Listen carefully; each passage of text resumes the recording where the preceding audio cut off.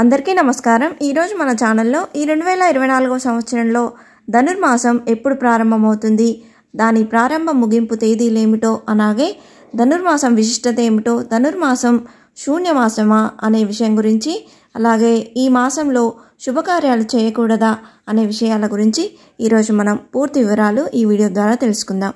ఎక్కడా స్కిప్ చేయకుండా పూర్తి వీడియో చూస్తారని ఆశిస్తున్నాను। అంతకంటే ముందుగా ఇంతవరకు నా ఛానల్ సబ్స్క్రైబ్ చేసుకున్న వాళ్ళు ఉంటే సబ్స్క్రైబ్ బటన్ ప్రెస్ చేసి పక్కనే ఉన్న బెల్ ఐకాన్ని ప్రెస్ చేసి ఆల్ అనే ఆప్షన్ ప్రెస్ చేశారంటే నేను పెట్టే ప్రతి వీడియో మీరు నోటిఫికేషన్ ద్వారా మొదటగా చూసేయవచ్చు। ముందుగా వీడియోలోకి వెళ్ళిపోదాం। దక్షిణాయనానికి చివర ఉత్తరాయణం ప్రారంభానికి మధ్య ఉండే నెల రోజులు ధనుర్మాసం। ఈ ధనుర్మాస కాలంలో తెల్లవారుజామున కాలం అత్యంత పవిత్రమైనది। ధను అంటే ఏదో ఒకదాని కోసం ప్రార్థించడం। ఈ నెల రోజులు జరిగే ఆండాలమ్మ పూజ, తిరుప్పావై, గోదా కళ్యాణం ఇవన్నీ ద్రవిడుల సంప్రదాయాలు। అయితే తిరుమలలో మాత్రం ఈ నెల రోజులు ప్రత్యేక ఉత్సవాలు నిర్వహిస్తారు। సుప్రభాతానికి బదులు తిరుప్పావై పఠనం చేస్తారు। సహస్రనామార్చనలో తులసికి బదులు బిల్వపత్రాలతో పూజిస్తారు। ధనుర్మాసం శనితో సంబంధం ఉన్న మాసం। మార్గశిరంలో ప్రారంభమై పుష్యం వరకు ఉంటుంది। అంటే మకర సంక్రాంతికి ఈ ధనుర్మాసం అనేది ముగుస్తుంది। ధనుర్మాసంలో తెల్లవారుజామున శ్రీ మహావిష్ణువును పూజించడం అత్యంత పవిత్రమైనదిగా పరిగణించబడుతుంది। ఈ సమయంలో విష్ణు సహస్రనామం పారాయణం చేస్తారు। ధనుర్మాసం నెల రోజులు సూర్యోదయం సూర్యాస్తమయం సమయంలో దీపారాధన చేయడం వల్ల మహాలక్ష్మి అనుగ్రహం లభిస్తుందని చెప్తారు। వైష్ణవ ఆలయాల్లో ఉదయం అర్చన తర్వాత ప్రసాదాన్ని నివేదించి వాటిని పిల్లలకు పంచుతారు। దీన్నే బాలభోగం అంటారు। సూర్యుడు ధనస్సు నుంచి మకర రాశిలోకి ప్రవేశించే వరకు అంటే భోగి వరకు ధనుర్మాసం కొనసాగుతుంది।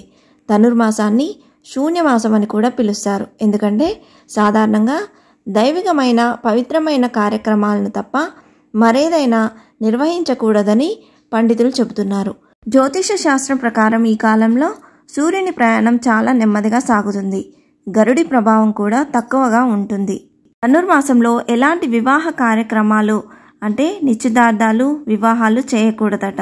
ముఖ్యంగా ఇంటి నిర్మాణాలు, ఇల్లు కొనటం, కొత్త ఇంట్లోకి ప్రవేశించడం వంటి పనులు చేయకూడదట। మరోవైపు కొత్తగా ఏదైనా వ్యాపారం ప్రారంభించినా అనేక నష్టాలను ఎదుర్కోవాల్సి వస్తుందట। ఎందుకంటే ఈ సమయంలో సూర్యుడు బలహీనంగా ఉంటాడు కాబట్టి। ఈ కారణంగానే శుభకార్యాలను చేపట్టకూడదని పెద్దలు చెప్తున్నారు। 2024వ సంవత్సరంలో ధనుర్మాసం ఎప్పుడు ప్రారంభమవుతుందో ఇప్పుడు తెలుసుకుందాం। 2024 డిసెంబర్ 16 సోమవారం మార్గశిర బహుళ పాడ్యమితో ఈ ధనుర్మాసం ప్రారంభమై 2025 జనవరి 13 సోమవారం రోజుతో ధనుర్మాసం అనేది ముగుస్తుంది। దీని తర్వాత ఉత్తరాయణం అనేది ప్రారంభమవుతుంది। ఈ మాసంలో విష్ణువును పూజిస్తే 1000 సంవత్సరాలు విష్ణువును భక్తితో పూజించిన ఫలితం దక్కుతుంది। విష్ణు భక్తులకు ఈ నెల కాలం అత్యంత పవిత్రమైనదిగా పరిగణించబడుతుంది। ముఖ్యంగా ఈ ధనుర్మాసంలో వచ్చే వైకుంఠ ఏకాదశి అత్యంత పవిత్రమైనదిగా చెప్పవచ్చు।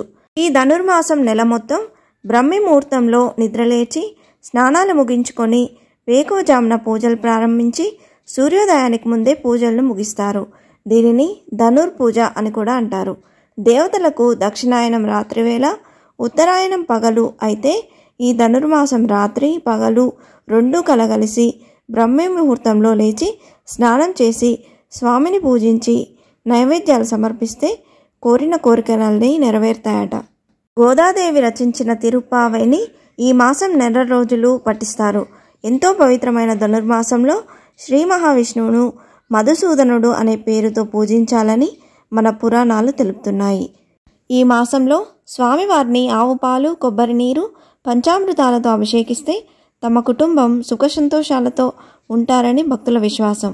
ఈ మాసమంతా విష్ణు పురాణాన్ని, విష్ణుగాథల్ని చదువుతూ కానీ వింటూ కానీ గడపటం, వైష్ణవాలయాలను దర్శించడం చేయాలని, అలాగే ఈ నెల రోజుల పాటు ఈ వ్రతాన్ని చేయలేని వారు 15 రోజులు, 8 రోజులు కానీ, 6 రోజులు కానీ, 4 రోజులు కానీ, లేదంటే కనీసం 1 రోజు నిష్ఠతో ఉంటే స్వామివారు సంతృప్తి పొంది కోరికలు తీర్తాయని మన పురాణాలు చెప్తున్నాయి। ఇంతే ఫ్రెండ్స్, ఈ వీడియో మీకు నచ్చిందని ఆశిస్తున్నాను। ఇలాంటి ఇంట్రెస్టింగ్ వీడియోస్ కోసం please subscribe my channel and press the bell icon. అలాగే లైక్ చేయండి, షేర్ చేయండి, మీకు ఏమైనా సందేహం ఉంటే నా కమెంట్ బాక్స్లో పోస్ట్ చేయండి. Thanks for watching.